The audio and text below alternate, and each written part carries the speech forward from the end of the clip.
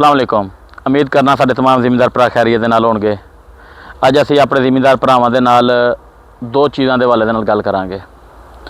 वो साडी गल ये होएगी कि पिछे तुसीं चैक कर सकदे दिखावे ए चैक कर सकते हो कि ये सरहंदी दे उत्ते गन्ने दा कद बिल्कुल छोटा होया।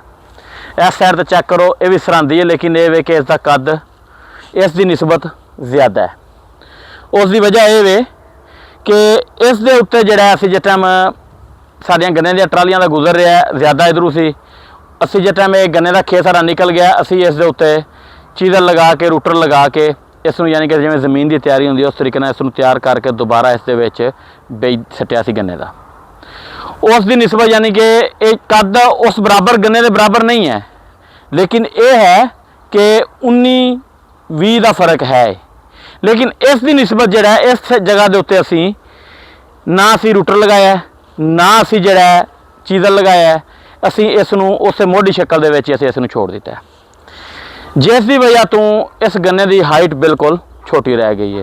हुण इसनूं बराबर करन दे वास्ते असी की हल कर रहे हैं कि जिहड़ा इसनूं यूरिया का छट्टा असी हर पानी के उत्ते तकरीबन 10 किलो पर एकड़ की सरहंदी के उत्ते असी यूरिया का छट्टा कर रहे हैं कि जिहड़ा इस नाल सानूं फायदा ये वे कि जिहड़ा जिन्ना यानी कि इसमें खाद पावांगे उन्ना कुछ ना कुछ कच करके अपने आप नूं ग्रोथ देवेगा। ग्रोथ करेगा तो सानूं उसकी एवरेज मिलेगी। अगर गन्ने का कद नहीं होएगा, गन्ने का कद छोटा रहेगा, गन्ना अपनी ग्रोथ नहीं करेगा तो उस दे उत्ते साडी एवरेज जमीन बहुत ज़्यादा फर्क रहना है।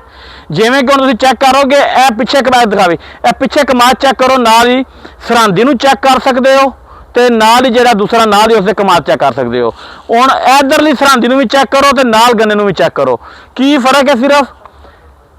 सिर्फ फर्क इन्ना है कि साडी सिर्फ इन्नी क लापरवाही की वजह तो सानूं तकरीबन सरहंदी दे 5 तो 7 मन या 10 मन का फर्क पैना है। लेकिन वह भी सानूं जिमीदार इस टाइम चुभेगा। जिन्ने कि असीं इस टाइम जिमीदार खर्चे कर रहे हैं वह भी सानूं इस टाइम जिमीदार भरावां नूं खर्चा महसूस होएगा कि साडा खर्चा ज़्यादा हो रहा है। इसकी वजह तो असीं अपने भरावां नूं यही मशवरा देंगे कि जिहड़ी भी सरहंदी होवे जित्थों यानी कि साडे गन्ने दी ट्रालियां दा ज़्यादा तो ज़्यादा गुजर होवे असीं उसनूं एक दफ़ा उस दे उत्ते हल मार के चीज़र लगा के रूटर मार के असीं उसनूं दोबारा यानी कि बीज सट देवीए।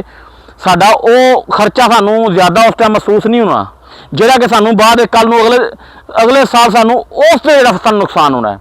अगर असीं उस टाइम मौके ते असीं ये भी कर लेंदे तो यह भी इस टाइम इस तरह होना सी। जिवें तुसीं आ वेखो एक तुहानूं होर चीज़ दिखावां, जिवें चैक कर सकते हो कि सिर्फ एक सेंटर वाली ओड़ सिर्फ ज़्यादी है, सिर्फ एक सेंटर वाली ओड़ ज़्यादी है। साइडां वालियां जिहड़ियां ओड़ां ने वो बिल्कुल कमज़ोर ने तो बिल्कुल उन्हां दे विच फुट घट है। यही वजह होंदी है जिहड़ियां असीं अपने भरावां तक पहुँचाना चाहते हुंदे हां। अगर तुहानूं साडी वीडियो अच्छी लगी होवे तो अपने तमाम दोस्तों तक साडी वीडियो लाजमी शेयर करिया जे, साडे चैनल नूं सबसक्राइब लाजमी करिया जे, बैल आइकन दे बटन नूं दबाना ना भुलिया जे, जिहड़ा कि साडी हर आने वाली वीडियो साडे भरावां तक पहुँचे जी। अस्सलाम वालेकुम।